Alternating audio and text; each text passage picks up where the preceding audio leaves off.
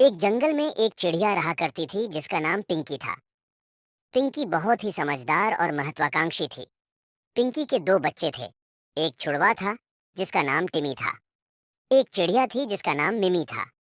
दोनों भाई बहन बहुत ही शरारती थे। समय बीतता गया, वह दोनों बड़े होने लगे। अब पिंकी चिड़िया को दोनों की शादी की चिंता सताने लगी। पिंकी चिड़िया टिमी के लिए एक चिड़िया की तलाश में थी जिससे उसकी शादी हो सके। इसलिए पिंकी चिड़िया शांति चिड़िया के घर पहुंची। शांति चिड़िया के यहाँ पर दो चिड़िया थी। उसने जाकर शांति चिड़िया से कहा, बहन, मैं अपने टिमी के लिए एक चिड़िया की तलाश में हूँ। अगर कोई अच्छी चिड़िया तुम्हारी नजर में हो तो जरूर बताना। बहन, मेरे घर दो दो चिड़िया हैं। दोनों बच्ची काफी सुशील और संस्कारी हैं। तुम्हें अपने टिमी के लिए जो चिड़िया पसंद हो, तुम उससे उसकी शादी कर सकती हो। पर यह बताओ, तुम्हारा टिमी करता क्या है? क्योंकि मैं अपनी बच्ची की शादी इस चिड़वे से करूंगी जो कमाने वाला हो, जिसके साथ मेरी बच्ची खुशी से रह सकती हो। बहन, मेरा टिमी देखने में बहुत ही सुंदर है, लेकिन अभी वह कुछ काम नहीं करता। धीरे धीरे वह काम भी करने लगेगा। अरे बहन, सुंदरता अच्छे व्यक्ति के साथ ही अच्छी लगती है।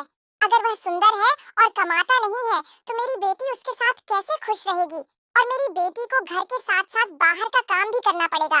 उसे दाना भी लाना पड़ेगा और टिमी का ध्यान भी रखना पड़ेगा। शांति चिड़िया की बात सुनकर पिंकी चिड़िया को बहुत ही बुरा लगा कि शांति चिड़िया ने किस प्रकार उसके बच्चों का तिरस्कार कर दिया। अब पिंकी चिड़िया ने अपने बच्चों की शादी की बात दूसरी जगह भी की, लेकिन सभी जगह से एक ही जवाब आया कि आपका बच्चा करता क्या है। अब पिंकी चिड़िया टिमी के ऊपर काफी गुस्सा होने लगी और उसे कहने लगी कि वह अब अपना दाना लाना खुद ही सीखे।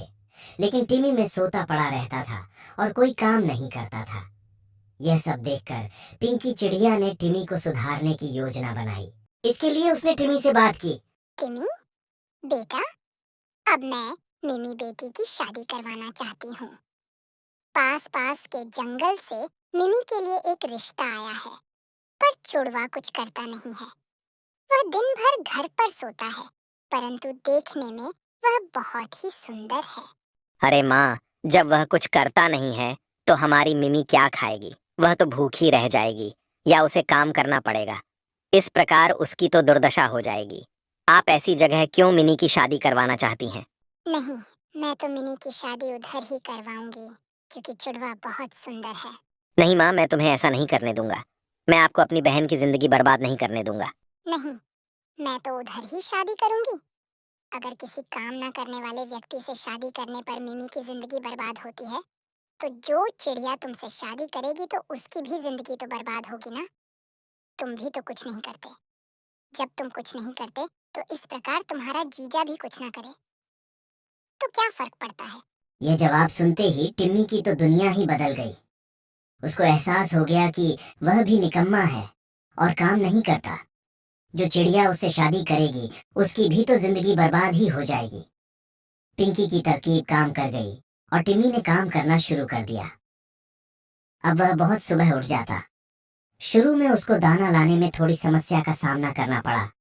उसको पता नहीं था कि दाना वह किन किन जगहों से ला सकता है, परंतु समय के साथ वह उन जगहों का पता लगाने में जहां जहां से दाना मिल सकता है कामयाब हो गया। अब वह अपना तो दाना लाता ही साथ में अपनी माँ का और बहन का भी दाना लाने लगा। टिमी दिन भर काम में लगा रहता और वह रास्ते में किसी बूढ़े बुजुर्ग पक्षी को देखता तो उसकी भी सहायता करता और उसको भी दाना दे देता। समय के अनुसार टिमी की मेहनत देखकर सारे जंगल के पक्षी टिमी की तारीफ करने लगे और अब जगह जगह से टिमी के लिए रिश्ते आने लगे। शांति चिड़िया भी टिमी का बदला स्वभाव देखकर बहुत ही आश्चर्यचकित और खुश थी। अब वह पिंकी चिड़िया के पास पहुंची और उससे अपनी चिड़िया के लिए टिमी की शादी करने की बात की। पिंकी बहन, अब आपका टिमी काम करने लगा है। ये देखकर मुझे बहुत खुशी है। सारे पक्षी टिमी की तारीफ करते नहीं थकते। अब मैं चाहती हूँ कि मेरी बच्ची की शादी टिमी से कर दूं।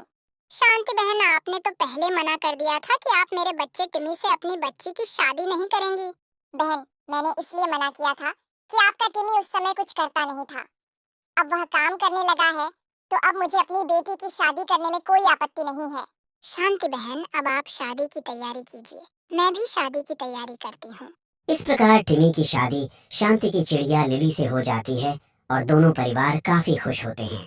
इस कहानी से हमें यह सीख मिलती है कि सुंदरता ही सब कुछ नहीं होती। व्यक्ति का व्यक्तित्व सुंदरता के ऊपर हमेशा भारी होता है। अगर व्यक्ति सुंदर होने के बावजूद व्यक्तित्व से अच्छा नहीं होता तो समाज में उसका कोई स्थान नहीं होता है। इसी प्रकार अगर उसका व्यक्तित्व अच्छा होता है, भले ही वह सुंदर ना हो, तो समाज में उसका व्यक्तित्व उसको स्थान दिला देता है।